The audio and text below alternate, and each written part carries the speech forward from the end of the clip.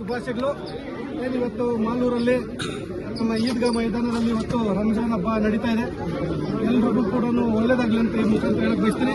ಏನು ನಮ್ಮ ಅಲ್ಪಸಂಖ್ಯಾತರ ಮುಖಂಡರು, ಮಸೀದಿಯ ಅಧ್ಯಕ್ಷರುಗಳು ನಮ್ಮ ಸಾದಿ ಮಾಲ್ ವಿಚಾರದಲ್ಲಿ ಸ್ವಲ್ಪ ಕೆಲಸ ಪೆಂಡಿಂಗ್ ಇದೆ, ಇದನ್ನ ನೀವು ಮಾಡಿಕೊಡ್ಬೇಕಂತ ನಮ್ಮ ಗಮನಕ್ಕೆ ತಂದರು. ಹಾಗಾಗಿ ಇವತ್ತು ನಾವು ನಮ್ಮ ಕೈಯಲ್ಲಿ ನಮ್ಮ ವೈಯಕ್ತಿಕವಾಗಿ ಇವತ್ತು 10 ಲಕ್ಷ ಕೊಟ್ಟಿದ್ದೀವಿ.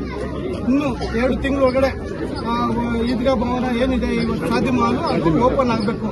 ಅದರಲ್ಲಿ 2 ತಿಂಗಳೊಳಗಡೆ ಇನ್ನೂ ಏನಾದರೂ ಕೆಲಸ ಪೆಂಡಿಂಗ್ ಇದ್ದು ಏನಾದರೂ ಅವಶ್ಯಕತೆ ಬೇಕಾದ್ರೆ ಸಂಪೂರ್ಣವಾಗಿ ನಾವು ಕೊಡ್ತೀನಿ ಅಂತ ಹೇಳ್ಬಿಟ್ಟು ಭರವಸೆ ಕೊಡ್ತೀನಿ.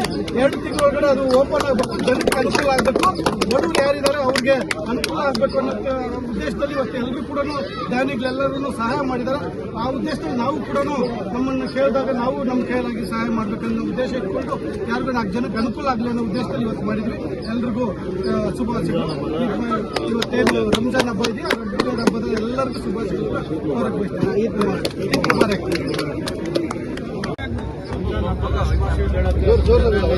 ಕೋಡಿ ವಿಜಯನವರು ಬಂದಿದ್ದಾರೆ. ಅದೇ ಇದರಲ್ಲಿ ಮಾಲೂರಿನ ಶಾದಿ ಮಹಲ್ ಅದರಲ್ಲಿ ಕಿಚನ್ ಮಾಡಬೇಕಂತ ನಾವು ಹೋಗಿ ಹೇಳಿದಾಗ ಬಂದು ವೀಕ್ಷಣೆ ಮಾಡಿದ್ರು.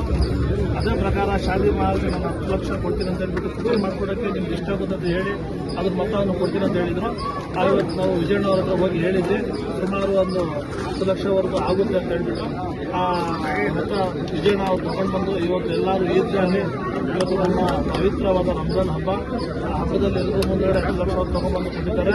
ನನ್ನ ಪ್ರಕಾರ ಮುಂದಿನ ತಿಂಗಳಲ್ಲಿ 2 ತಿಂಗಳಲ್ಲಿ ಶಾದಿ ಮಾಲ್ ಏನಾದರೂ ಓಪನ್ ಆಗಿಲ್ಲ ಅಂತ ಹೇಳಿದ್ರೆ ಅದನ್ನ ಖುದ್ದಾಗಿ ವಿಜಯನವರು ಮುಂದೆ ನಿಂತ್ಕೊಂಡು 2 ತಿಂಗಳಲ್ಲಿ ಅವರು ಫಿನಿಶ್ ಮಾಡಿಕೊಡ್ತಾರೆ ಅಂತ ಹೇಳಿ ಮಾತನ್ನು ಕೊಟ್ಟಿದ್ದಾರೆ. ವಿಜಯನವರು